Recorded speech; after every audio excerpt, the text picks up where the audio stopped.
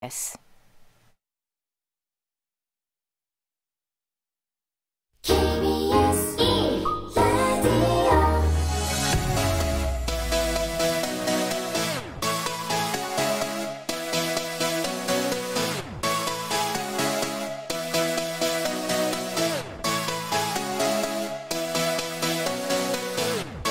KBS 열린 토론.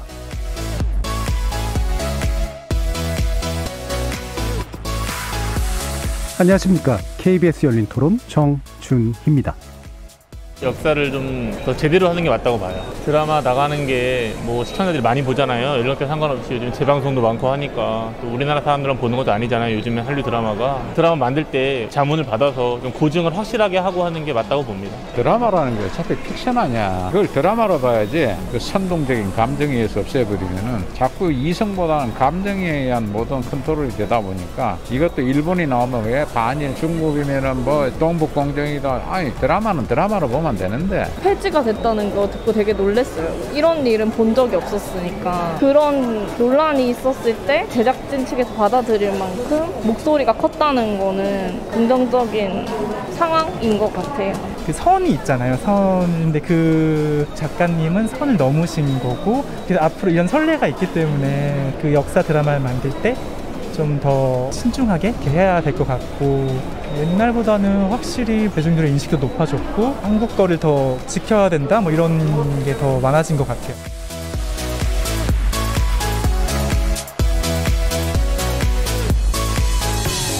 거리에서 만나본 시민들의 목소리 어떻게 들으셨습니까? 오늘 토론 주제는 조선구마사 논란으로 본 K드라마 제작 현실의 문제점입니다.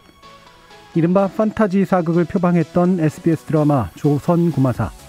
방송 중단의 후폭풍이 상당합니다. 광고 지원에 나섰던 기업들의 주가마저 추락하고 중국 자본이 투입된 여타 드라마들의 제작도 연쇄 중단될 상황입니다.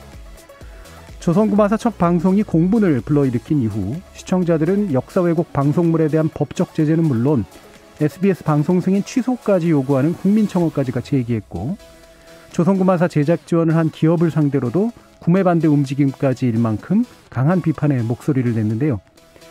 기존 퓨전 사극이 야기했던 역사 왜곡 논란이 심각할 경우에는 제작진 사과 정도로 수습됐던 것과는 달리 방영 2회 만에 폐지되는 상황에까지 이르렀습니다. 조선구마사는 역사적 실존 인물에 대한 왜곡이 지나쳐서 도저히 창작의 자유라고 보기 어렵다는 반발이 나왔고요. 중국이 한복, 김치 등을 자국 문화라고 우기는 상황에서 맥락 없이 중국식 소품을 등장시킨 것에 대해 시청자들은 강한 분노를 표하고 있습니다. 물론 허구를 다루는 판타지 드라마에까지 역사 문제를 거론할 필요가 있느냐는 반론도 있고요.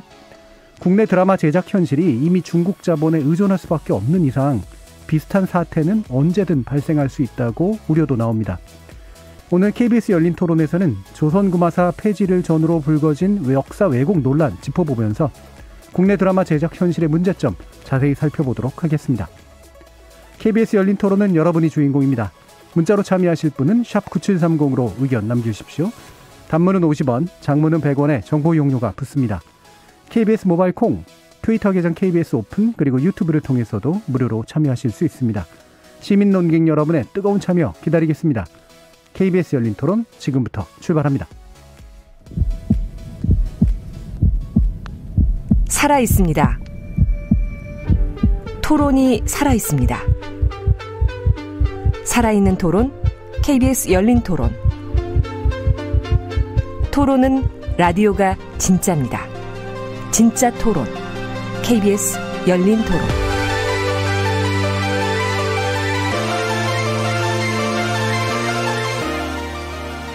오늘 토론 함께해 주실 세 분의 전문가 소개해드리겠습니다. 먼저 김선영 대중문화평론가 나오셨습니다. 안녕하세요. 자, 그리고 김준우 신일고 역사교사 함께하셨습니다. 네, 안녕하세요. 반갑습니다. 자, 그리고 드라마 평론가이시기도 한데요. 윤석진 충남대 국문학과 교수 자리하셨습니다. 네, 안녕하세요. 자, 이렇게 세 분의 대중문화 그리고 역사 전문가와 함께 오늘 조선구마사 사태에 대해서 이야기를 나눠볼까 하는데요. 아까도 말씀드렸지만 이 방송 자체까지 중단시키는 사태 아마도 처음인 것 같습니다.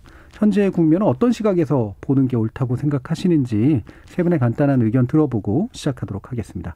처음 소개시켜드린 대로 김성영 평론가님부터 먼저 듣도록 하죠. 네, 사실 이게 조선구마사 사태로 요약하기 어려울 정도로 굉장히 좀 복합적인 문제가 얽힌 사태인 거잖아요. 그러니까 그동안의 어떤 드라마 업계에서의 굉장히 안이한 제작 관행이 있었고, 또 제작진들의 굉장히 좀 안이한 그런 역사 의식이랄까 역사 인식에 대해서 확실히 안이한 태도가 있었고요. 또 방송사 입장에서는 좀 시청률이 우선이다라는 어떤 시청률 지상주의 문제도 여기 얽힌 거고요. 또 최근에 뭐 빈센조 PPL 논란에서도 보듯이 우리가 중국의 어떤 문화 침투에 대한 우려가 대중들의 우려가 굉장히 축적된 상황에서 연이어서 발생한 문제이기도 하고요.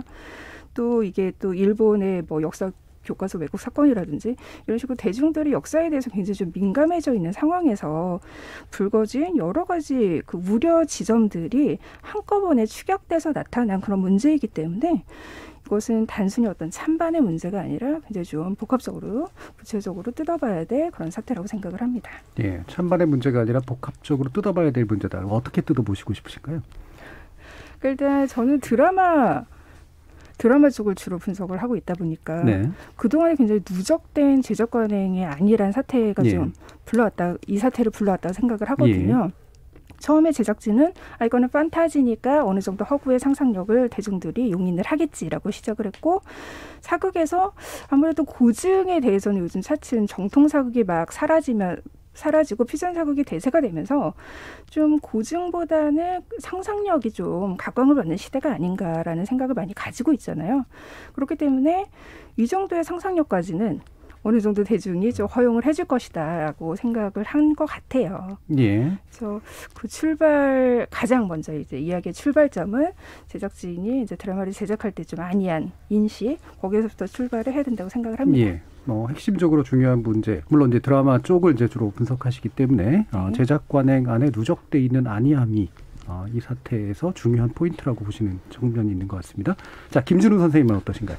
네, 저는 이 조선구마사 사태 이거를 보면서 느낀 점 중 하나가 그래도 이제 우리 국민들이 이제 역사에 관심이 굉장히 많구나. 그리고 굉장히 좀 관심 있게 바라보면서 직접적으로 이제 목소리를 많이 내는구나라는 생각을 처음 했고요.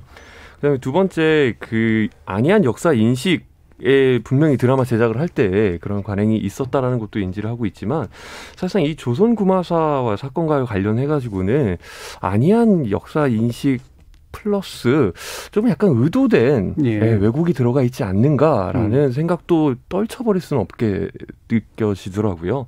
그래서 이게 뭐 말씀하셨듯이 중국 그 문화의 침투 이런 것들에 대해서 뭐 항복이라든가 김치라든가 이렇게 민감해진 상황 속에서 언제든 한 번은 터져야 될 것이 이번에 조선구마사로 터진 것이 아닐까라는 생각을 좀 해봤습니다. 예, 이미 또 누적된 문제라는 문제에 대해서는 인식을 같이 하고 계시는데, 이게 안일함은 대체로 약간은 이제 게으름이나 실수 쪽에 좀 가깝다면 의도성까지도 약간 의심하는 측면이 있으신 것 같네요. 자세한 내용 나중에 좀 더 들어보고요. 윤석진 교수님 말씀도 한번 듣겠습니다. 예, 저도 두 분하고 좀 비슷한 생각인데요. 좀 폭넓게 보면은 공통적으로 좀 그렇게 제작이나 혹은 방송가의 그 관행 같았던 그런 문제들을 짚을 수밖에 없는데, 저는 범주를 약간 좀 좁혀가지고 조선구마사 자체를 좀 생각을 해본다 그러면 역사 공포, 그러니까 역사 공포 드라마, 그러니까 공포와 역사가 결합이 된 어떤 그 장르적 속성을 가지고 있는데, 이 역사하고 공포가 같이 조화롭게 조화를 이루지 못했다라는 생각이 좀 들거든요. 그리고 이 제작진에서 공포물과 역사물을 결합시키는 과정에서 역사 자체를 공포물을 만들어내기 위한 도구로 이용을 하는 과정에서 결정적 어떤 패착을 저지르지 않았나라는 생각이 들거든요. 근데 그 패착의 근본 원인은 기본적으로 한국사에 대한 역사 왜곡이라기보다도 저는 사실 역사 인식 자체가 없었다라는, 그러니까 한국사를 어떻게 볼 것인가, 대한민국의 어떤 그 역사를 어떻게 인식할 것인가라고 하는 부분에서 그것들은 다 배제해버리고 어떤 하나의 오락물로서의 공포라는 그 장치, 그래서 이게 좀비인지 흡혈인지도 알 수 없는 정체불명의 악령들을 상상을 해서 만들어내고 있는데, 이걸 역사적 맥락 안에다가 위치를 시키면서 이 문제가 지금 터진 거라고 보거든요.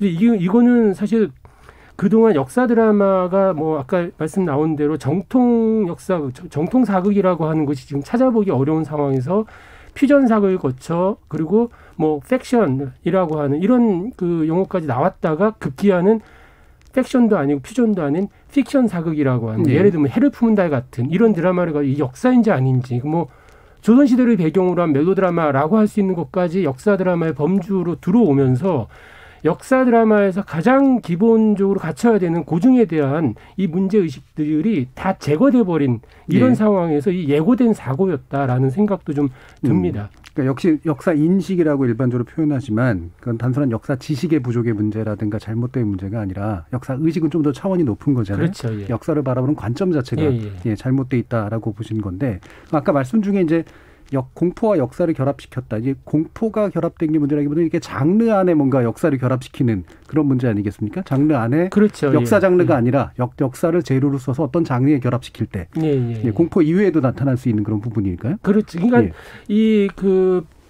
변명 아닌 변명 중에 하나가 실존 인물들을 가지고 온 것이 어떤 공포의 현실성, 공포의 현실감을 부각시키기 위해서였다라고 얘기를 하는데 저는 그 말 자체도 되게 이해가 안 됐거든요. 그러니까 공포심이 만들어진다라고 하는 것은 역사적 사실에 근거할 때 이게 있었던 일이다 아니다라고 하는 것들보다는 우리가 일반적으로 느끼는 어떤 그런 공포 장르의 속성상 이 공포심을 유발하는 스릴러 장르 뭐 이런 것들이 주는 어떤 장르적 문법 같은 것들이 있거든요.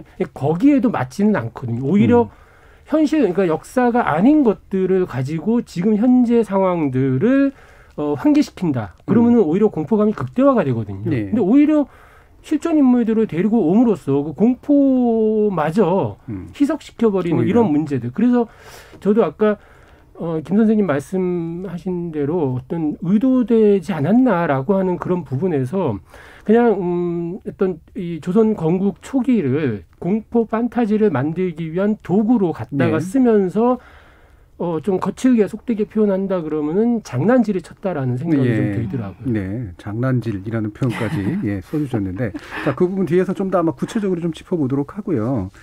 마침 이제 그 공포와 역사의 연결이 이제 있었던 것도 이제 판타지이긴 합니다만, 이제 킹덤의 경우가 오히려 재평가되는 그런 상황까지 이제 와버렸잖아요. 실제로 이러한 현재 이게 이제 어떤 일종의 지금 게 너무 안 좋아 보이니까 킹덤이라고 하는 걸 또 외려 이제 부각시키는 그런 식의 사례를 봐야 될지 아니면 충분히 그럴 만한 이유가 있다고 봐야 될지도 판단해 봐야 될 것 같아요. 김성현 평론가님 어떻게 보세요? 근데 킹덤은 원래 시즌 1의 방영 때부터 굉장히 좋은 평가를 받은 작품이에요. 그러니까 이 작품은 사실은 가상의 왕조를 배경으로 했어요. 그래서 처음부터 약간 실존 인물 왜곡의 논란을 아예 차단을 하고 시작한 드라마고요. 처음부터 이거는 좀비 아포칼립스라는 장르물의 성격을 훨씬 더 부각을 시켜서 사람들이 이것을 좀비 아포칼립스인데 배경이 조선이래라는 관점으로 이 작품을 먼저 바라보게 만들었거든요. 그렇기 때문에 사람들이 이것을 어떻게 역사극이라기보다는 장르물의 차원에서 먼저 오락적으로 좀 접근을 했기 때문에 이 작품의 어떤 고증 문제라기보다는 약간 장르가 얼마나 재미가 있는지 그쪽으로 좀 초점을 맞춰서 시작을 했는데 실제로 이 작품을 시청을 해봤더니 장르물이지만은 기존의 사극 드라마에서 꾸준히 이야기를 해왔던 어떤 부패한 권력자와 핍박받는 어떤 약자들의 그런 권력 갈등이 굉장히 잘 그려져 있는 거예요. 그러니까 기존 사극의 어떤 핵심 갈등을 드라마 안에서 굉장히 잘 표현을 하면서도 그것이 어떤 장르적인 특성과 아까 윤 교수님이 어떤 조선구마사의 장르적인 요소와 작품의 이야기, 역사의 부조화를 말씀을 하셨는데 킹덤 같은 경우에는 그걸 굉장히 작품 내적으로 조화를 잘 시킨 거죠. 그렇기 때문에 저는 킹덤과 조선 구마사는 어떻게 좀 같은 소재와 조선시대라는 것 때문에 좀 비교될 운명이긴 하겠지만 킹덤은 조선 구마사 없이 실패 사례 없이도 이미 좀 많이 성공한 드라마로서 우리가 얘기를 충분히 할 수 있는 작품이라고 생각을 합니다. 킹덤 같은 경우는 이제 그런 말씀을 들어보면 애초에 좀비 장르의 어떤 장르적 충실성이 있었던 데다가 역사물이 또 가지고 있었던 나름 장점까지도 잘 결합되면서 상승 효과가 이제 불러일으킨 측면들이 좀 있는 것 같은데요.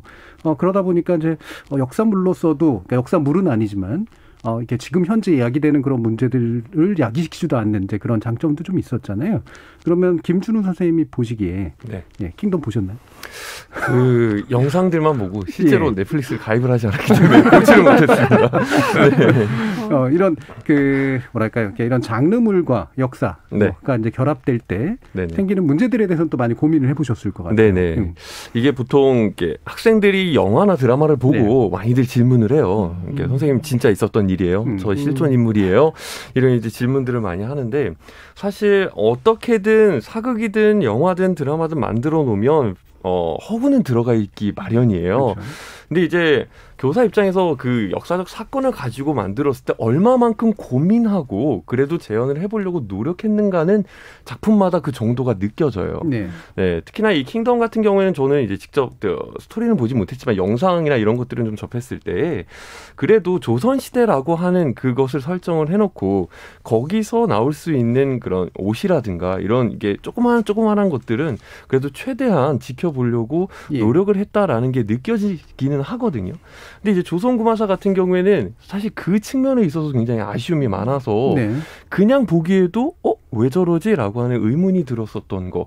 저는 이렇게 단편적으로 봤을 때는 그 차이도 굉장히 무시하지 못할 큰 차이이지 않는가 이런 생각을 좀 해봤습니다. 제가 뭐 대중분에게 편승하는 것 같아가지고 좀 그렇긴 합니다만 전 조선구마사 보고 이 킹덤 본땄네라는 느낌도 들면서 그런데 왜 더 쓸데없는 부담까지 안고 가지? 이제 이런 생각이 이제 들었거든요. 그렇죠. 윤 교수님 아까 뭐 이미 말씀 속에서 이제 그 정확한 부분을 지적을 해주셨습니다만 이런 킹덤과 자꾸 이제 비교되면서 조선구마사 사태가 이제 점점 더 대중들에게 더 안 좋게 다가가고 있는 이런 현실.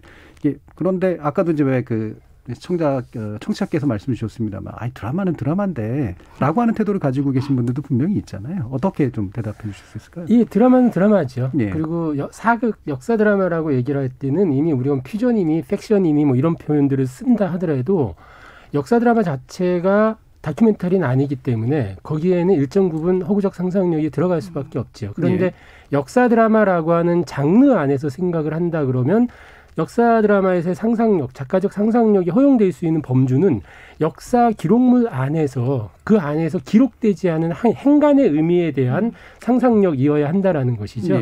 그런데 이 조선구마사 같은 경우는 그 선을 진짜 넘어버렸던 거였고 오히려 킹덤 같은 경우가 실존 인물들이 등장하는 것은 아니지만 배경상으로 조선시대를 설정을 해놨어도 아까 김선영 평론가님도 말씀을 하신 대로 이 조선시대 좀비물인데 그런데 이게 그 당시 조선시대 사회상을 그러니까 아주 부패한 권력과 그로 인해서 핍박받는 민중들의 삶을 이 좀비를 통해서 그대로 환유적으로 상징적으로 보여주고 있었다는 것이죠. 그러니까 드라마는 어디까지나 역사가 아니고 드라마 허구이기 때문에 그런 어떤 역사 드라마를 너무 엄격하게 볼 필요는 없다라고 생각을 하지만 오히려 허구적 창작물이기 때문에 현실에 대한 그 환기력은 훨씬 더 정서적으로 강력할 수 있거든요. 그래서 이것들이 문제가 되는 부분이라고 생각을 하는데 킹덤은 그 부분에서 성공적으로 그러니까 가상의 어떤 인물들을 내세웠지만 그 조선시대의 어떤 그 부패한 권력 문제라든지 핍박받는 민중의 어떤 그 삶이라든지 이런 것들을 환기시켰던 반면에 조선구마사는 실존 인물을 가지고 와서 오히려 그거를 이렇게 뭉그러뜨려 버리는 왜곡시키는 이런 부작용을 그대로 보여준 그런 경우라고 볼 수밖에 없죠. 그러니까 이게 환유적이라는 이제 그런 표현을 써주셨는데 비록 이제 그게 가상의 역사적 공간이긴 하지만 그 당시 있었을 법한. 그렇죠. 만약에 그게 그 좀비가 아니라고 하더라도 이를테면 권력 관계라든가 계층의 문제라든가 이런 부분들에 대해서 아주 더 강력하게 사실은 정확하게 얘기해 준 면들이 있었던 거죠. 봉건제하에서 이 민중들이 겪었던 일반 그 백성들이 겪었던 것들을 상징적 장치로 이야기한다 그러면 그게 좀비로 나올 수 있는 거죠. 자, 그러면 이게 지금 또 이제 조선구마사에 문제되는 것들이 이제 중국과의 관계 문제인데요. 이 부분 가지고 이제 제작진들이 또 변명 아닌 변명을 한 게 또 더 많은 논란을 이제 불러일으키긴 했습니다. 이를테면 서양 사제가 등장하면서 대접하는 장면에서 이제 중국식 그런 이제 음식들이 나오고 물론 거기서 또 여러 가지 논란도 있죠. 뭐 술 따르게 했다는 등 뭐 여러 가지 얘기들도 나오는데 자 그래서 이제 제작자들은 이게 이제 뭐 의주부군이라서 나름대로 중국의 영향을 받았을 것이라고 전제했다 했더니 또 어떤 분들은 거기가 여진족 살던 시대인데 이게 무슨 말이냐 이런 식의 얘기까지 해요. 어떻게 받아들여야 될까요, 김준호 선생님? 이게 그 논란이 됐던 중국풍이 보통 명나라 쪽의 풍들이 많이 느껴진다라는 것이죠. 그럼 이제 시대적으로 봤을 때 아까 말씀하셨던 것처럼 그 지역이 약간 여진족들이 많이 있었던 부분 부분인데 왜 저렇게 묘사가 되었느냐.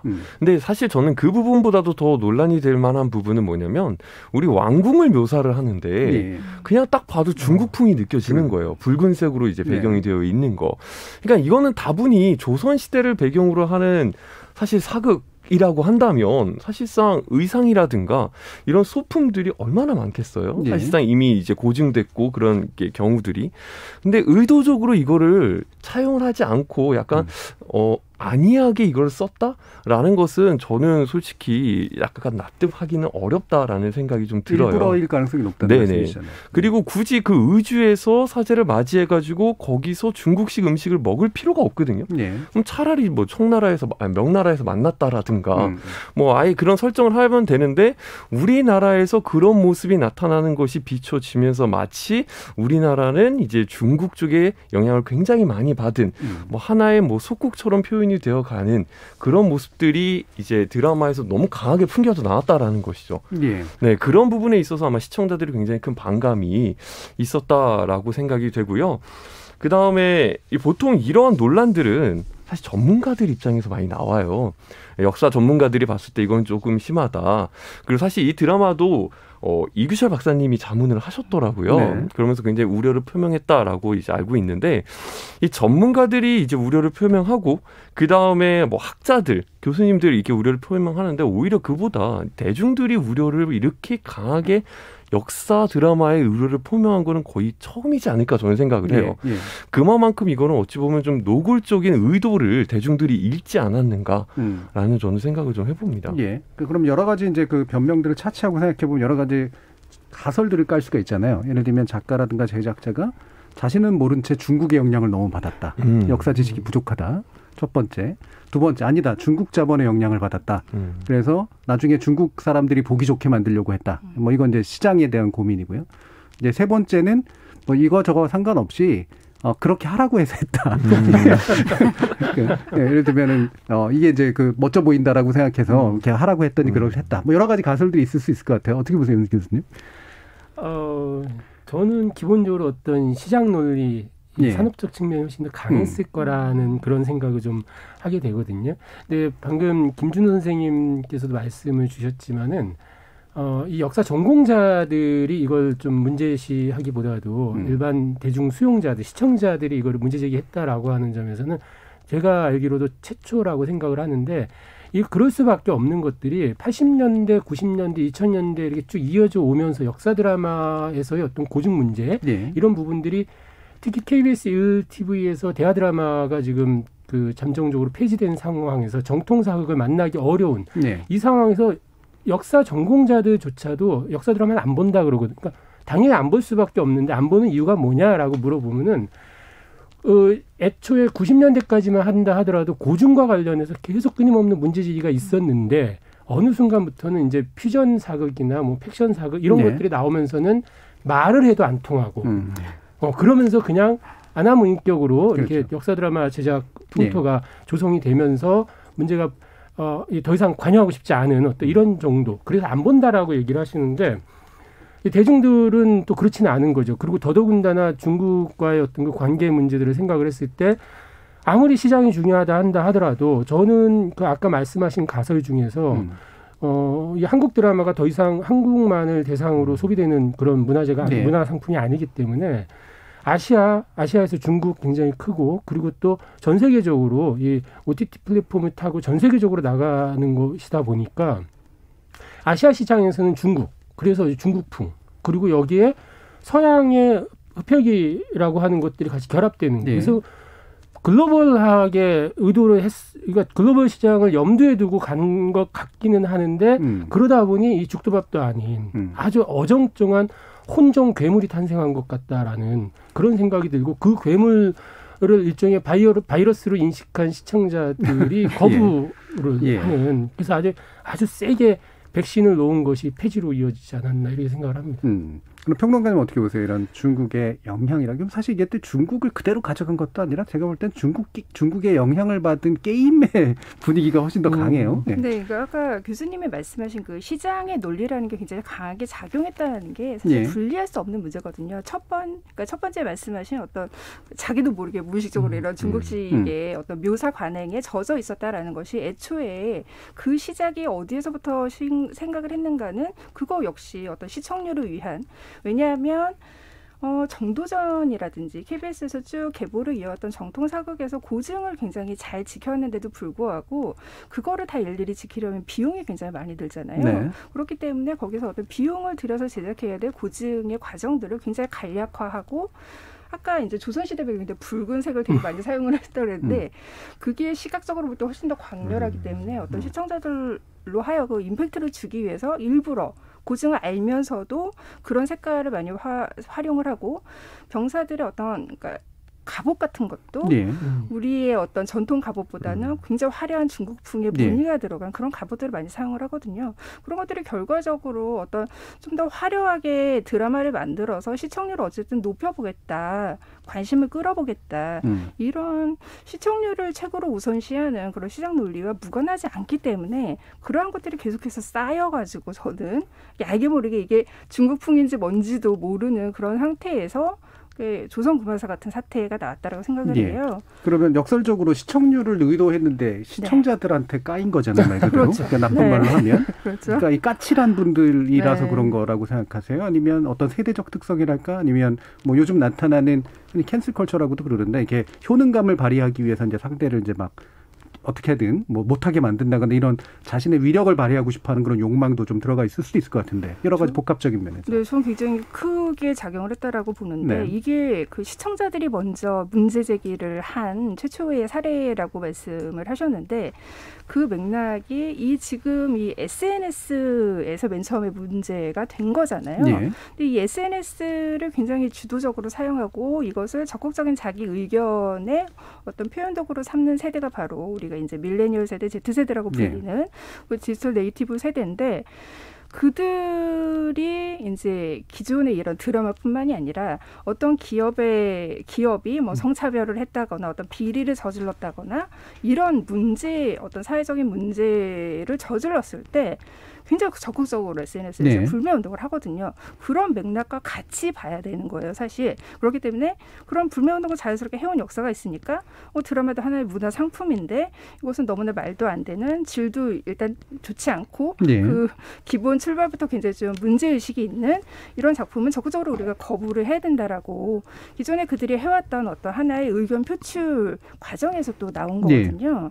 저는 굉장히 뗄 수 없는 문제라고 생각합니다. 김진호 선생님 또 어린 학생들도 잘 만나시잖아요. 뭐 MZ 그 이상의 세대인데 흔히 또 그 분위기도 얘기해 주시면 좋고, 흔히 그런 얘기 많이 해요. 우리나라가 역사를 다룰 때 절대로 건드리지 말아야 될 게 세종, 이순신, 유관순 세 가지는 건드리면 안 된다 이러는데 어떻습니까? 이번에 세종을 건드렸죠. 그것도 약간 무시 못하는 것 같고요. 이 학생들이 이제 역사적인 지식, 뭐 시험에 대해서 얼마만큼 아느냐 모르냐를 다 떠나서요. 일본이 갖고 있는 역사 왜곡, 그다음에 중국이 갖고 있는 역사 왜곡, 이런 시점에 대해서는 굉장히 민감하게 반응을 합니다. 그래서 일본에서 독도와 관련된 거, 역사 교육 위안부, 일본군 위안부 문제와 관련된 거 나오면 그거에 대해서 평소 수업 시간에 정말 열심히 듣지 않든 상관없이 거기에 대해서는 굉장히 민감하게 반응을 하고 자신의 목소리를 내는 모습들이 보이더라고요. 그러니까 이번에서도 이 드라마 같은 경우에는 학생들도 이제 쉽게 접할 수 있는 매체이고 또 재미가 있는 요소이다 보니까 접하는데 이게 뭔가 좀 이상하다가 느꼈고, 그러다 보니까 우리가 배운 역사랑은 조금 다르고 그러면은 이거는 문제가 있는 거 아닌가에 대해서 약간 역사적인 민감성이 잠깐 높은 그런 소재를 건드렸기 때문에 이렇게 파급력이 크게 올라가지 않았는가 그런 생각을 좀 합니다. 유 교수님. 근데 거기에 덧붙여가지고 저는 첫 회를 보면서 정말 충격을 받았거든요. 그러니까 이게 19금을 달고 나오기는 했는데 뭐 이렇게 뭐 19금 이하 19세 미성년자들이 볼 수 있는지 못 보는지 뭐 그걸 차치하더라도 제가 보기에도 너무 놀랄 정도로 폭력적이고 선정적인데다가 잔인한 어떤 이런 장면들이 불필요하게 과잉 연출되고 있더라고요. 그래서 저는 이게 왜 이럴까? 왜 이렇게까지 무리수를 두는 걸까라고 생각을 했을 때 아까 잠깐 얘기가 나왔던 킹덤과의 그 변별성을 그렇죠. 가지고 가려다가 이게 지금 문제가 생긴 것들이 하나 있을 것 같고, 또 하나 제가 계속 의문을 갖고 이해를 하지 못하면서 봤던 이유는 뭐냐면, 이 조선구마사를 연출한 그 신경수 감독이 역사 드라마를 꽤 여러 편 연출을 하셨거든요. 근데 그 중에 인상적이었던 것들이 같은 그 시대적 배경을 다루고 있었던 육룡이 나르샤라는 드라마가 있었고요. 그리고 그 유명한 동학을 다룬 우리나라 드라마에서는 아마 최초로 동학을 전면으로 다뤘던 그 녹두꽃이라는 드라마가 있었거든요. 그 드라마들을 보면은 역사의식이 없다라고 볼 수도 없는 그런 감독님인데, 그러니까 그걸 생각하면 조선구마사를 왜 이랬을까라고 하는 그 충격은 저는 아직도 지울 수가 없는 것 같아요. 그러니까 역사를 제대로 다루거나 어쨌든 그거를 약간 변형해서 다루는 역량이 있는 사람인데 왜 이런 식으로 했을까? 그 부분이 결국은 아무리 중국 자본이 들어왔냐 안 들어왔냐 뭐 이걸 가지고 뭐 시시비비를 가리고 할 그런 문제들은 아니고, 중국 시장을, 그러니까 한국의 시청률보다는 중국 시장, 아시아 시장을 염두에 두고 간 것 같다라고 하는 이런 합리적 의심을 할 수밖에 없는 상황까지 온 거죠. 그러니까 제가 아까도 이제 그 김성현 평론가님께 역설적이다라고 질문드린 이유가 그거거든요. 그러니까 아까 이제 그 안일한 관행, 제작 관행 문제를 얘기해 주셨는데, 그러니까 시청자들을 신경 써서 시청자들이 좋아하게 하려고 한 일인데, 그러니까 결국 시청자들을 거부를 받은 거잖아요. 그랬더니 표현의 자유가 위축된다고 얘기를 하거든요. 이게 어디가 잘못된 걸까요? 시청자를 너무 생각해서 잘못일까요? 표현의 자유가 위축되는 게 잘못일까요? 근데 저는 이런 어떤 시청자들이 이런 문제 제기를 할 때마다 사실은 앵무새처럼 반복하는 말이거든요. 표현의 자유가 위축된다. 근데 저는 그것도 굉장히 좀 아니하다라는 생각이 드는 게, 이분들은 사실 그 맨 처음에 어떤 분이 문제를 제기를 하셨을 때 드라마는 드라마일 뿐이다라고 말씀을 하셨는데, 역사와 드라마는 사실 그렇게 대립되는 요소가 아니에요. 그러니까 이거는 어떻게 보면 보완되는 그런 요소로 봐야 되는 거고, 어떻게 보면 그 역사적인 사실 위에서 출발할 때 더 좋은 드라마가 나올 수도 있는 거거든요. 그렇죠. 우리가 대장경 같은 경우에도 실록의 기록대 딱 한 줄에서부터 시작을 했지만 그 안에 굉장히 어떤 내적인 역사적인 인과관계의 개연성이 탄탄하게 있었기 때문에 사람들이 픽션임에도 불구하고 굉장히 즐겁게 봤잖아요. 근데 그 추노 같은 성공 사례도 이거는 기존의 사극에서 전혀 다루지 않은 어떤 그 노비들과 천민들이 주인공으로 등장을 하지만, 이게 조선시대 그 신분제가 급격하게 변동을 하고 서로 사고팔고 신분을 사고팔고 이런 시대적인 어떤 개연성이 있기 때문에 사람들이 그 이야기에 더 몰입을 할 수가 있는 거잖아요. 그러니까 사람들이 좀 역사적 사실에 대한 어떤 그런 인과관계를 지켜라, 고증을 지켜라 이런 것들이 표현의 자유를 전혀 위축시키는 환경이 아니고 오히려 그것을 지킴으로써 충분히 성공한 그런 드라마들이 예시가 있는데, 그냥 너무나 변명처럼 그냥 이런 비판을 듣기 싫다. 근데 나는 그냥 내가 하고 싶은 이야기를 하겠다. 이렇게 얘기를 하고, 사실은 저는 그래서 이들이 내세우고 있는 어떤 판타지라는 장르도 굉장히 좀 오해가 있는 용어라는 생각이 들거든요.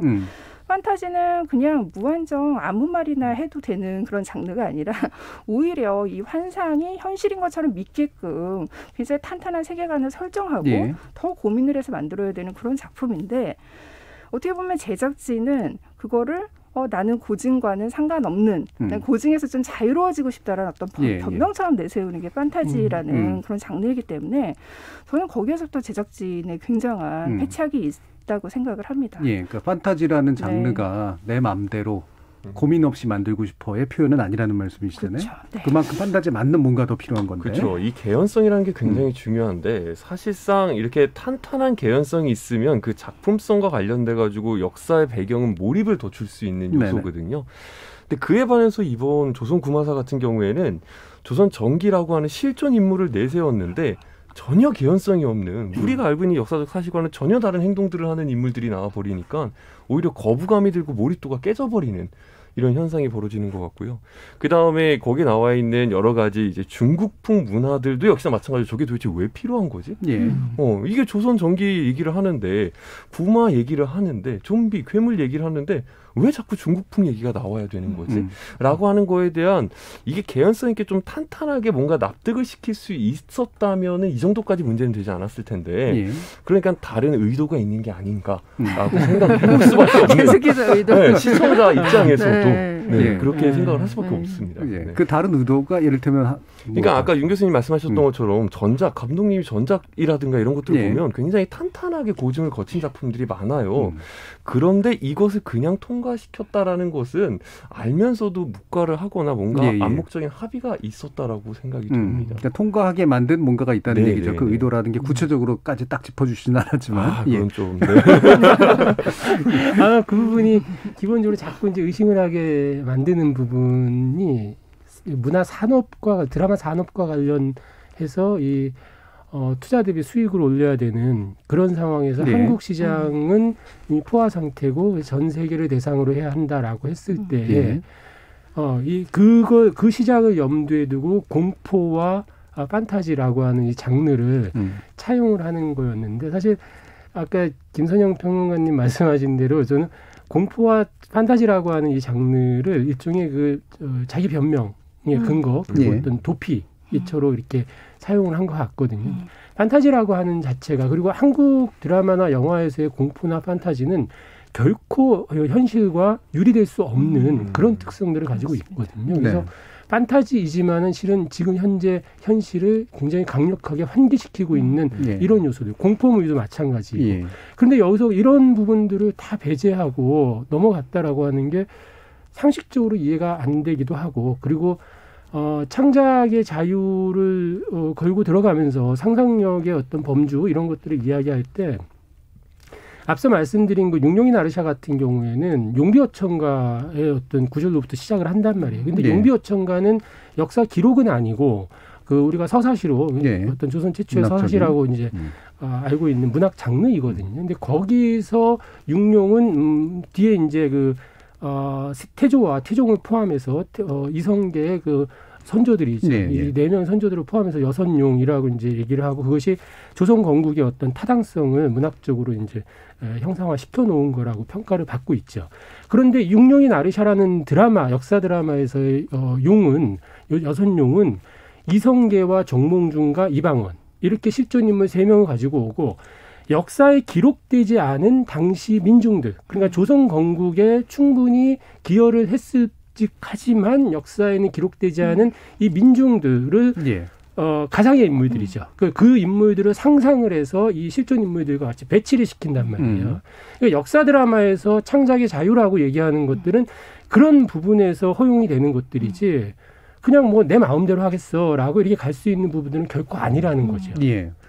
그러니까 좀 따져보면 이게 되게 냉정한 말인지 모르겠지만, 그러니까 역사에 약간 어긋난 부분이 있거나 중국물이 약간 묻었다고 하더라도 작품이 완성도가 높으면 이런 얘기는 안 나올 거란 말이죠. 그러니까 뭔가 이렇게 개연성과 함께 연결돼 있는 내러티브가 되게 밀접하다라든가 이러면 사람들이 용인하는 영역들이 좀 더 넓어지는데 그게 굉장히 느슨하고, 그 느슨함에 주된 원인이라고 우리가 짐작하는 것들은 제작 관행이나 그다음에 기타 외부 시장을 바라보면서 했던 뭔가의 어떤 다른 계산들이 들어갔기 때문이다라고 짐작하기 때문인데, 그럼 일부 마치기 전에 이제 하나 더 짚어주실 게, 이게 이제 여기서 끝나지 않을 거라는 게 문제이자 사실은 개선이 필요한 부분이기도 한 것 같은데요. 다들 아시겠지만 이제 설강화 JTBC에서 방영도 예정이기 조차합니다.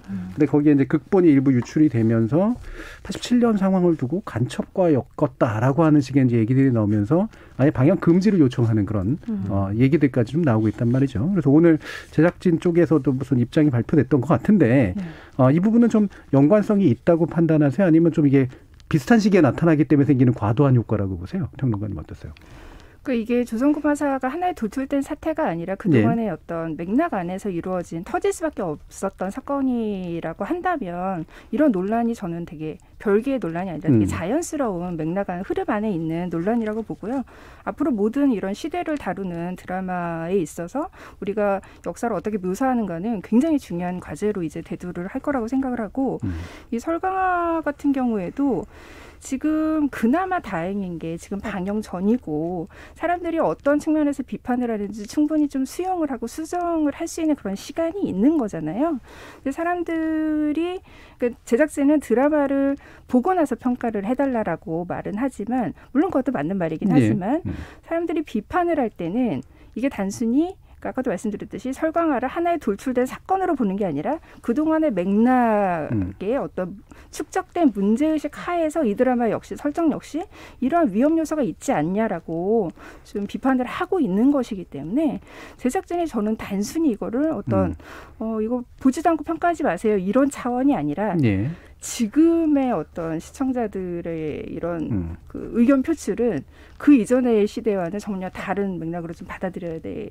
좀 더 신중하게 받아들여야 된다고 보거든요.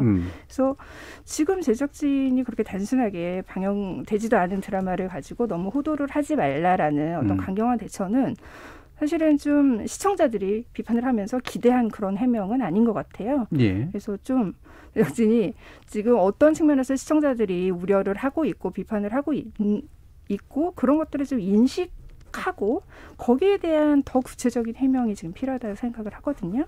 유 교수님 말씀 드려보죠. 일단 1980년대 특히 87년이라고 하는 그 시기적인 그 상황들을 좀 언급을 해야 될 것 같다 싶은데 뭐 어떤 그 상황 구체적으로 언급을 한다라기보다도 단적으로 제가 생각하기에는 여전히 뜨거운 시대인 거죠. 특히 87년이. 정치적 논쟁이 끊이지 않고 있는 그런 시대인 건데 지금 그 대중 시청자들이 우려하는 부분은 의도가 무엇이건 간에 정치적으로 악용될 여지가 너무 많지 않냐라고 하는 부분을 지금 우려하는 것 같거든요.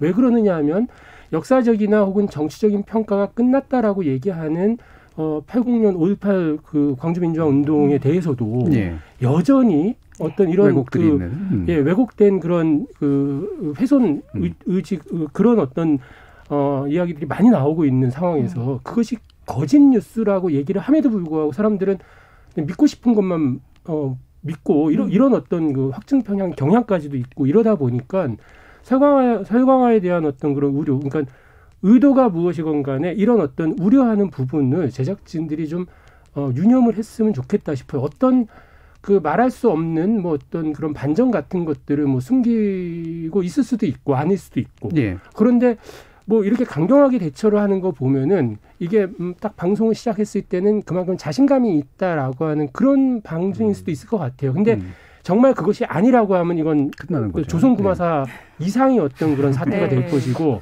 그렇지 않다 그러면은 역시 작가와 연출 뛰어나구나 뭐 이렇게 될 수도 있는 거고 아직 뚜껑이 열리지 않은 상태에서 일부 대본이나 혹은 시놉시스만 가지고서 판단하기에는 굉장히 섣부른 감이 있기는 하지만은 중요한 건 1980년대 그 87년이라고 하는 그 시대가 갖고 있는 한국에서의 굉장히 뜨거운 그 지점들 여전히 끓고 있는 어떤 이 지점에 대한 그 명확한 인식이 좀 바닥에 깔리면 좋겠다라는 바람도 있습니다. 임 교수님이 벼랑간 뚜껑이 아직 열리지 않았는데라는 표현을 쓰셔가지고 깜짝 놀랐습니다. 이게 만약에 진짜로 이 뚜껑이 열리면 다른 뚜껑도 열릴까 봐 살짝 놀란 면도 있었는데요. 박세영 님이 최근 중국이 김치, 한복, 양반가 다 중국 것이라고 해서 국민들이 공분하고 있는 시기인데 한국에서 제작된 드라마까지 이러니 더 큰 반발로 이어진 게 아닌가 싶다라는 그런 의견도 주셨고요.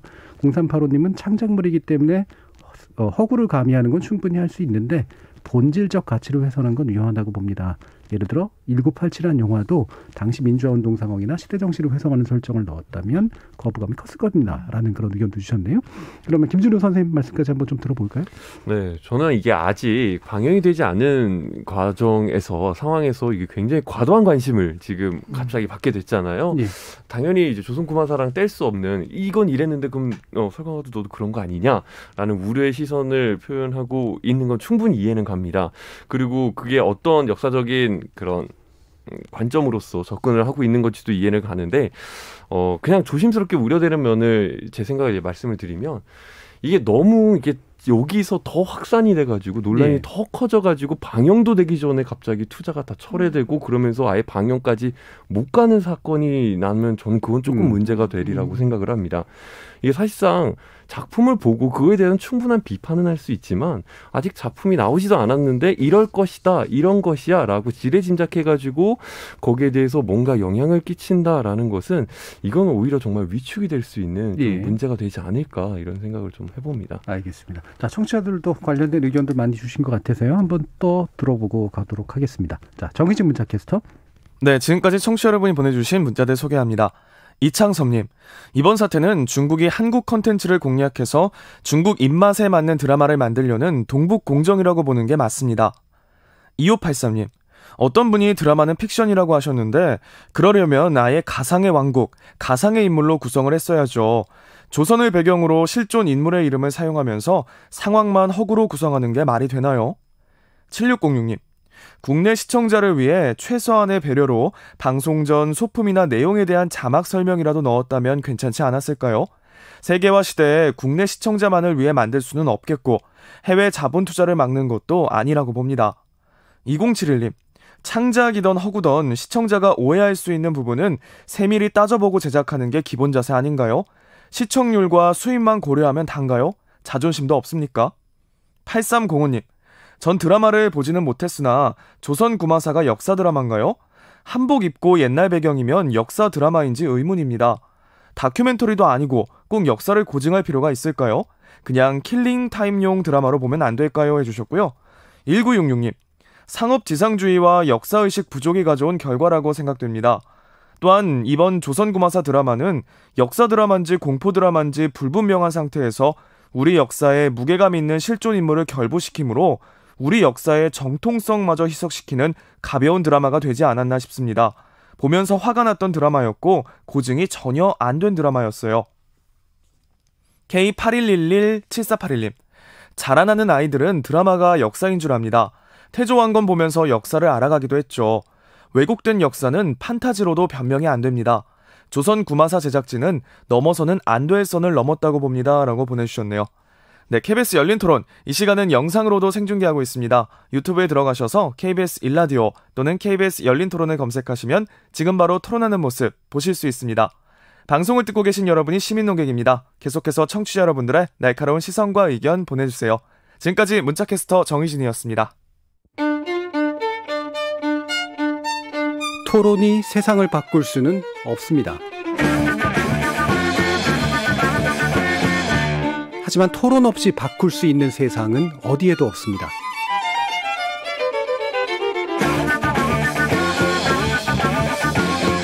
세상의 선한 변화를 갈망하는 당신. 정답이 아니라 질문의 힘을 믿는 당신. 우리 KBS 열린 토론에서 만납시다.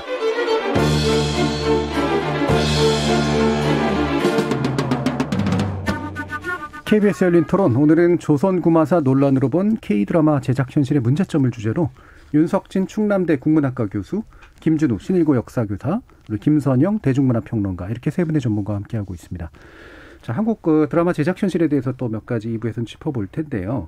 이번 사건이 났을 때 처음 이제 조선 구마사가 이제 그 방영이 됐을 때 영화나 드라마 만드는 제 친구들이 있는데 그 단톡방에서 되게 후졌다, 안 좋다, 뭐 이런 얘기를 막 했어요. 근데 방영 중단 결정 내려가는 과정을 보면서는 점점 말이 없어지면서 예, 굉장히 자신들의 힘듦에 대한 어떤 그 고통 뭐 이런 것들을 자꾸 좀 얘기하는 쪽으로 약간 옮겨가더라고요. 이게 아마 이제 특히 제작하시는 분들이 현재 좀 느끼고 있는 심정이 아닐까 싶은데, 그러니까 저 부분에 대한 객관적인 제작상의 평은 내리지만 이게 나한테 화살이 오면 이걸 내가 견뎌낼 수 있을까라는 그렇죠. 불안감과 우려, 이런 것들이 굉장히 있을 것 같아요. 네.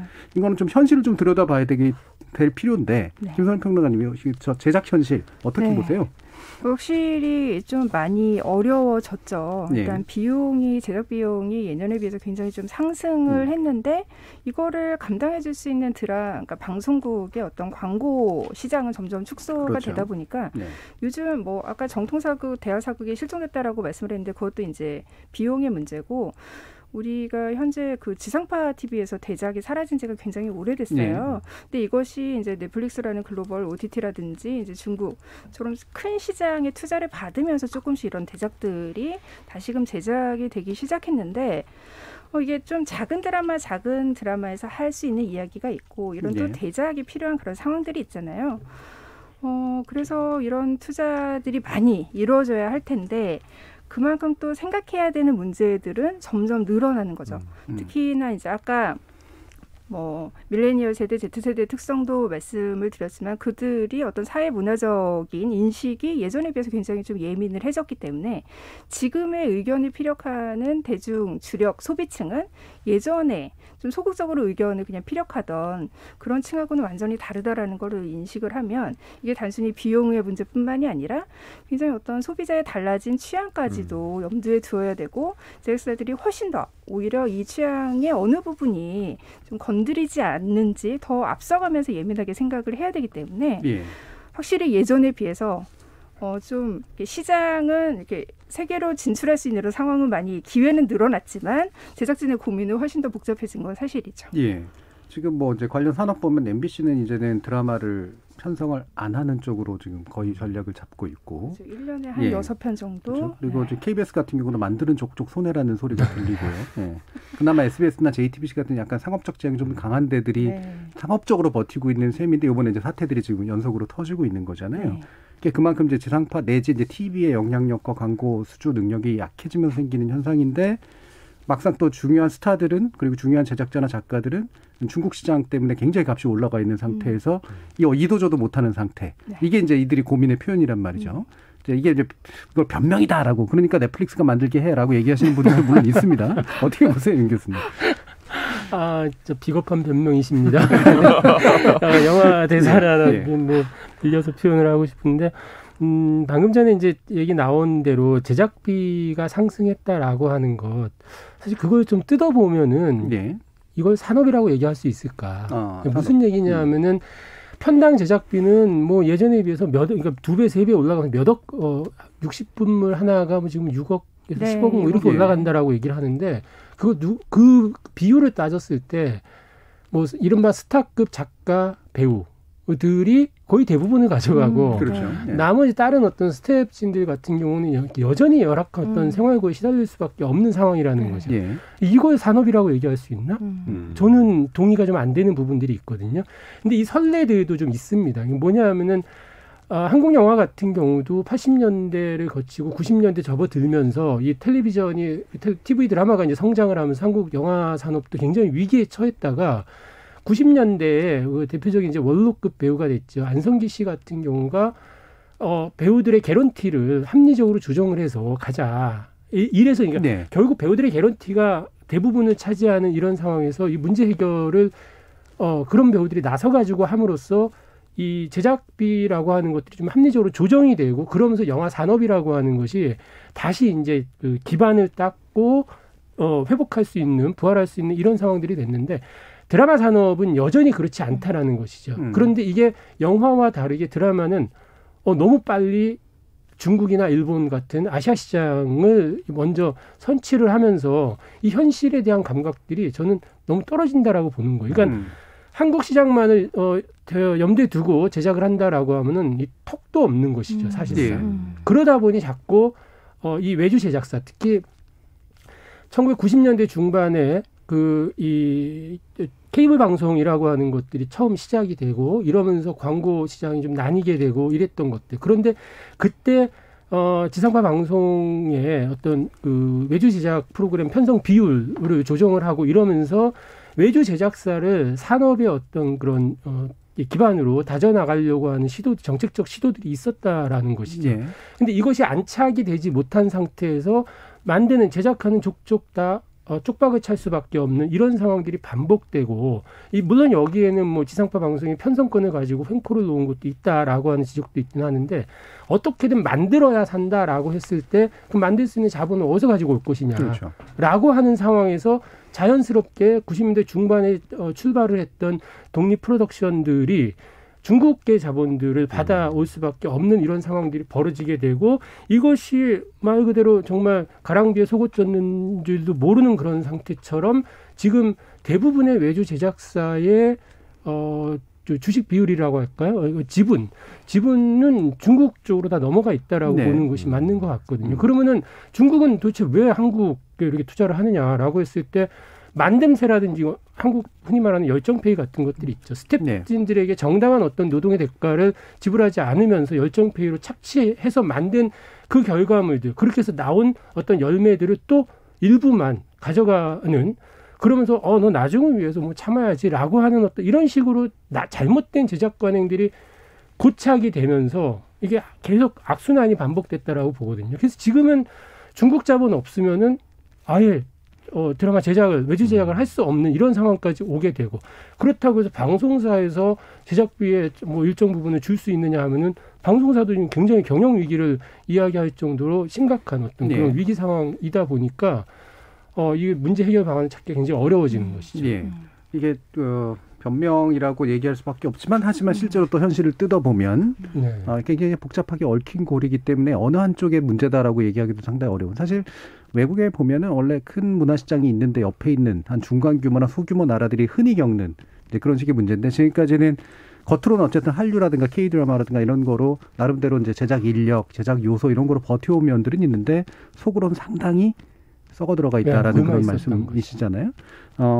이 부분에 대해서 뭐 이제 김준우 선생님의 뭐 전문적 견해를 여쭙기는 좀 어렵긴 합니다만, 나름대로 또 이제 시청자로서, 그리고 뭐 역사 문제나 이런 부분을 고민하시는 분으로서 또 해보고 싶은 말씀이 있으실 텐데. 확실히 요즘 드라마 보면은 이제 뭐 간자체라든가 중국 상품이라든가 이런 것들이 이제 종종 보여요. 옛날보다는. 그러면서 확실히 중국 자본이 많이 들어왔구나라는 생각도 하지만, 이게 또 다른 나라 사람들이 우리나라 드라마를 좀 보게 되는 거구나라는 생각을 하면서 저는 보게 돼요. 그래서 이제 우리나라 드라마의 위상이 그만큼 올라가 있다라는 점, 거기에 대해서 그러면 우리나라의 문화를 알리는 하나의 천병 역할로서 드라마가 활용이 된다면 좀 제대로 만들고 제대로 알려야 되지 않을까? 라는 이제 고민들을 이제 시청자들은 많이 할 것 같아요. 그런 측면에서 솔직히 그 안쪽에서 내부적인 세분화된 그런 사정까지는 잘 모르지만 조금 더 탄탄한 제작을 통해서 그나마 우리 문화를 잘 알릴 수 있는 그런 드라마가 앞으로 잘 제작이 되었으면 좋겠다라는 그런 바람은 좀 있습니다. 이게 모든 자본이라는 게 어차피 선과 악은 없는 거긴 한데 대체로는 나쁘죠. 근데 이게 할리우드 자본도 사실 비슷한 문제들을 안고 있습니다만, 이게 중국 자본이 가지고 있는 특징들이 좀 있잖아요. 그러니까 중국 자본은 좀 과도하게 이상하게 또 상업주의적인 면도 있고, 그다음에 이제 내용이 상당히 좀 간섭을 하는 그런 경향들이 있어서 오히려 내용을 망쳐버리는 그런 경향들이 있는데, 그에 대비해서 이제 아까 킹덤 사례도 얘기했지만 이제 넷플릭스에 대해서 제작자들이 많이 선호하는 이유가 돈은 풍부하게 대주는데 내용 간섭 안 해. 뭐 이런 식의 얘기들도 많이 한단 말이에요. 좀 이런 식의 이제 구조, 한국의 이제 그런 드라마 제작 시장이 이와 같은 조건, 한쪽엔 넷플릭스를 두고 한쪽엔 이런 중국 자본을 두고 있는 상태에서 어떻게 해야 될까요, 평론가님? 근데 사실 넷플릭스도 그 넷플릭스로 요즘 드라마들이 이제 기획안들이 다 넷플릭스로 몰리면서 거기에서도 늘 우려가 있었어요. 우리가 이제 넷플릭스의 어떤 글로벌 자본을 하청기지로 전락하는 것은 아니냐. 그리고 넷플릭스가 초반에는 그런 창작자들에게 무한한 어떤 자유를 허용해줬지만 최근에는 약간 한국 제작 관행을 넷플릭스도 많이 따라가면서 현지화되는 거죠. 세계로 뻗어나가는 한국 문화. 그러니까 많이 K 패치화 돼가지고. 좀 약간 많이 압박을 한다라는 얘기가 있거든요. 그렇기 때문에 사실 그런 자본을 받는 입장에서는 완전히 이렇게 독립할 수 없는 그런 딜레마가 늘 넷플릭스든 중국 자본이든 늘 있는 거고, 적어도 지금 한국 시청자들이 중국 쪽에 훨씬 더 이제 우려를 하고 있는 것은 넷플릭스가 거기에 대한 어떤 간섭 이런 거일 때 중국 측은 어떤 최근에 우리가 이제 중국과 겪고 있는 어떤 문화 전쟁이 있잖아요. 뭐 김치도 그렇고 비빔밥도 그렇고 한복도 그렇고 이런 것들을 둔 이제 문화 전쟁을 치르고 있는 상황에서 어떻게 보면 그게 단순히 어떤 자본의 간섭만이 아니라 어떤 문화적으로 침투를 하려는 듯한 그런 것까지, 그리고 중국이 사실은 대놓고 지시를 하지 않아도 우리가 알아서 중국의 눈치를 보게 되는 그런 사태로까지 오지 않을까. 그 부분에 대해서 좀 많은 분들이 우려를 하는 거거든요. 그래서 저는 이게 지금 생존 문제잖아요. 그러니까 어느 한 자본에 완전히 의존만 하는 게 아니라 요즘 플랫폼이 굉장히 다각화됐잖아요. 그렇기 때문에 저는 더더욱 그 생존 문제를, 플랫폼을 좀 다각화하려는 그런 전략적으로 좀 차원을 짜야지, 그러니까 자본에만 이렇게 종속되는 거에 거기에 가장 좀 제작진들이 좀 많은 고민을 해야 된다고 생각을 합니다. 예, 이 플랫폼 다각화에서 KBS 같은 방송사 플랫폼은 이제 소외되는 것 같아가지고 걱정스럽긴 합니다만 제작자의 관점에서 보면 사실 그렇게 매력적이지가 않아졌단 말이에요. 네. 근데 KBS를 포함해서 MBC나 뭐 이런 공영 방송들 그리고 SBS 같은 어떤 민영 상업 방송 뭐 이런 지상파 방송들이 갖고 있는 가장 큰 문제가 한국 드라마를 얘기할 때 항상 지적하는 것들이 있잖아요. 기승전, 로맨스, 장르가 모든 거 아니에요. 관습적이죠. 네. 근데 이 부분이 여전히 어떤 그 이전에 80년대, 90년대, 2000년대 초반까지의 그 드라마 기획, 제작 이 그 관행들이 여전히 어떤 뭐라 그럴까 하나의 뭐 문법처럼 남아 있는 이 부분들이 지금 이게 지금 지상파 드라마들의 그 어떤 그 패착 혹은 실패 뭐 이런 걸로 이제 넘어오고 있는 것 같고 반면에 뭐 케이블이나 종편 채널을 포함해서 OTT 플랫폼들을 통해서는 오히려 더 많은 더 좋은 작품들이 나오고 있다라고 얘기를 하고 있는데 그것이 뭐 간섭의 문제냐 아니냐 이런 것들도 있긴 하겠지만 저는 두 가지를 좀 먼저 짚고 싶은 게 제작사들의 경우는 사실 계속 우리가 문화 산업을 이야기하고 좀 축소시킨다 그러면 드라마 산업인데 넓혀서 문화 산업이라고 얘기할 때 문화 산업의 근본적인 경쟁력은 산업적인 측면을 강조한다고 해서 경쟁력이 생기는 것이 아니라 문화 산업의 속성상 문화적인 부분에 방점을 찍을 때 문화 산업으로서의 경쟁력이 생긴다라고 볼 수 있는 거거든요. 그런데 지금 조금 전에도 얘기 나왔지만 참 슬픈 표현이죠. 먹고 살아야 되는 생계 문제, 생존이 걸린 문제이다 보니 문화보다는 산업적인 방점을 찍으면서 물불 가리지 않고 이 제작비를 끌어오는 이런 부분들. 일견 이해가 되기도 하지만은 다른 산업과 달리 문화산업 종사자라고 하는 그런 뭐 일방적으로 요구할 수는 없지만 그런 자긍심을 가지고 좀 가면 어떨까라는 이런 생각이 하나가 들고요. 그리고 또 하나는 아까도 얘기가 나왔지만은 창작의 자유라고 하는 부분에서 표현의 자유, 창작의 자유 이런 얘기들을 하는데 이걸 억압하고 있는 건 사실 수용자, 대중, 시청자 이들이 아니라 자본이거든요. 그렇죠. 사실상 자본이 이걸 억압을 하고 있는 것인데 과연 드라마 제작 현장에 있는 분들이 이 자본으로부터 얼마나 당당하게 자신들의 목소리를 내고 있느냐라고 하는 것에 대해서 저는 굉장히 좀 의구심이 드는 것이거든요. 이 두 가지 문제가 겹쳐지면서 이걸 해결을 해줘야 되는 건데 이걸 해결할 수 있는 방법? 드라마보다 먼저 어떤 이런 문제들을 겪었던 영화 산업을 통해서 본다 그러면은 이른바 흔히 영화에서도 정치적인 이유 때문에 제작비가 처리되고 했던 뭐 예를 들면 26년 같은 영화들 이런 것들이 있을 때 그걸 이제 일반 대중들의 그 크라우드 펀딩을 통해서 제작비를 충당하고 그래서 돌려주고 하는 것들도 있단 말이에요. 드라마 산업에서는 그것이 안 될까? 저는 한국의 대중 수용자들 정도 수준이라고 하면은 그것도 또한 충분히 가능할 거라고 생각을 하거든요. 그래서 플랫폼이 다각화된 만큼 그 각각의 플랫폼에 적절한 그 드라마 콘텐츠들을 제작하는 과정에서 애초에 어떤 그 시드머니에 해당되는 것들을 포함을 해서 제작비를 좀 다양한 방식으로 충당할 수 있는 방법들을 모색을 하시면은 그래도 조금은 어떤 그 해결의 가능성들이 보이지 않을까 이런 생각을 하게 됩니다. 그럼 김준호 선생님, 전극이 됐건 아니면 뭐 퓨전 사극이 됐건 역사 전공자로서 어떤 종류의 역사물을 좀 접하고 싶으세요?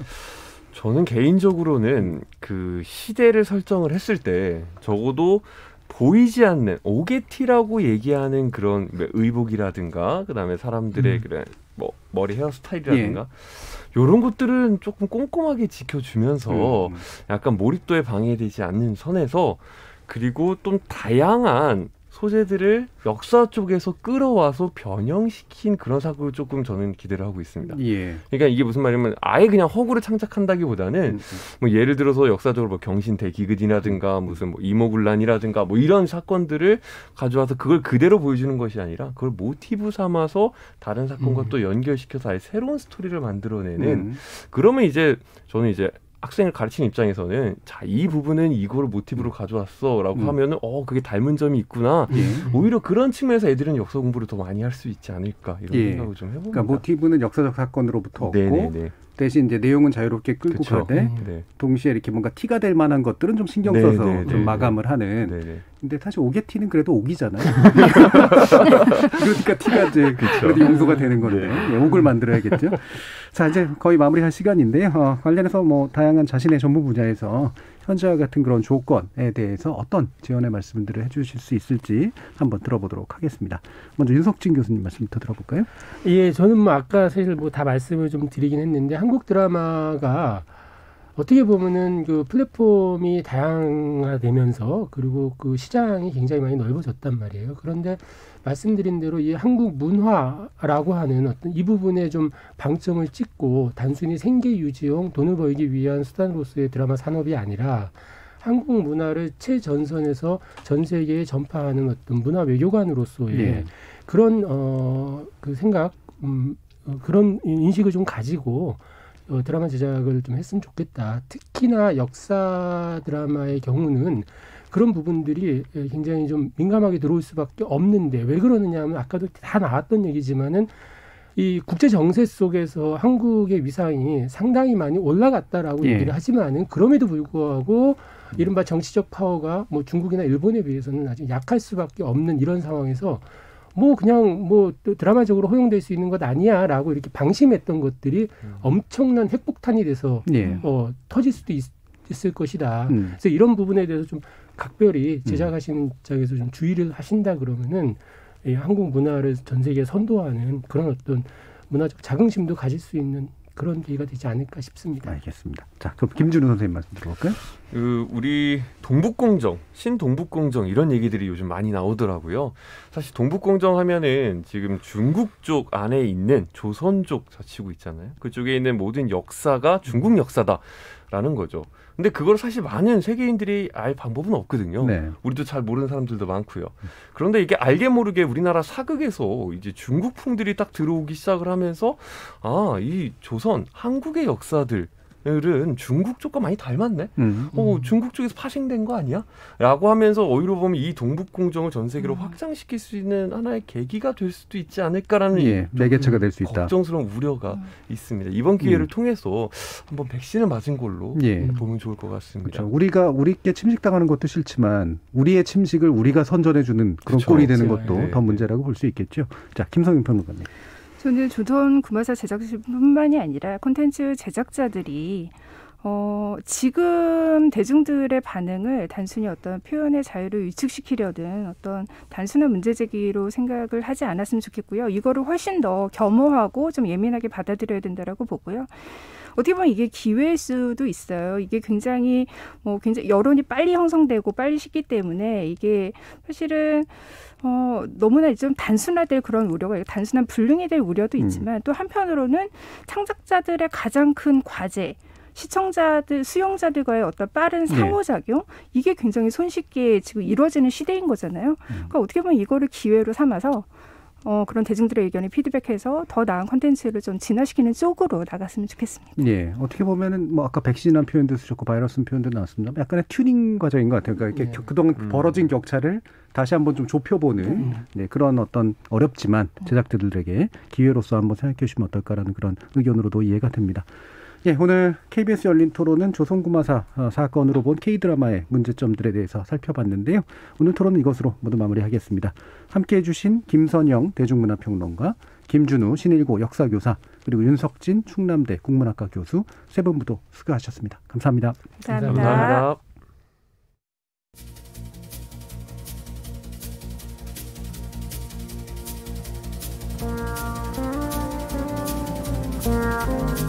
창작의 자유와 책임 있는 표현 사이의 경계를 명확하게 그어주는 건 꽤 어려운 일입니다. 사회적 분위기나 시대적 맥락 등에 따라서 그 경계가 달라지기 때문에 갈등이 발생했을 때마다 논쟁하고 대화하면서 가능한 한 합의의 지점을 마련해가는 과정 속에 있는 거죠. 여기서 각자는 스스로 던져야 할 질문이 있습니다. 만약 내가 창작자라면 어떨까? 혹은 독자나 시청자라면 또 어떨까? 내가 주장하는 자유는 혹 내 편리를 감추기 위한 거 아닐까? 시청자의 압력이 불쾌했다면 자본의 압력은 불쾌하지 않았을까? 나는 정말로 어떤 압력에도 굴복하거나 이해관계의 영향을 받지 않은 채 오로지 내가 해야 하고 또 하고 싶은 표현을 한 걸까? 모든 표현의 자유 뒤에는 이런 양심의 질문이 있어야 된다는 사실 말입니다. 참여해주신 시민 농객 여러분 감사합니다. 지금까지 KBS 열린 토론 정준이었습니다.